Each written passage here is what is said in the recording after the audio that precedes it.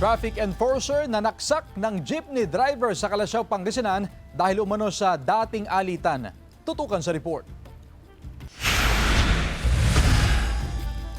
Posibleng maharap sa reklamong frustrated murder ang isang traffic enforcer nang masaksak niya ang isang jeepney driver habang nag-aabang ng pasahero sa barangay San Miguel, Calasiao, Pangasinan, umaga noong nakaraang Biyernes.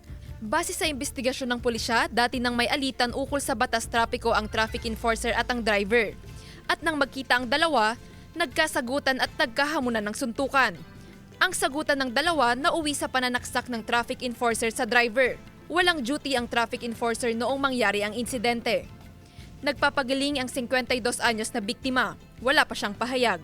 Patuloy na pinaghahanap ng otoridad ang 56 anyos na sospek na parehong residente ng barangay San Miguel. Patuloy po kami nakikipag-ugnayan sa pamunuan ng Poso at saka sa mga kamag-anak at sa mga barangay officials po ng barangay San Miguel upang tulungan po kami upang matuntun po itong suspect na to o kaya ito'y ating mapasuko po. Sinisikap ng GMA Regional TV na makuhanan ng pahayag ang kaanak ng traffic enforcer. Hindi po ito tolerate yung mga ganyang gawain.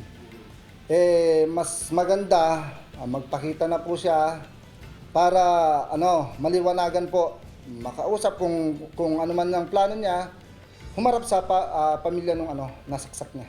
Patuloy ang investigasyon ng otoridad sa insidente. Kasama si Ron Taniedo, Joel Fernandez, One North Central Luzon.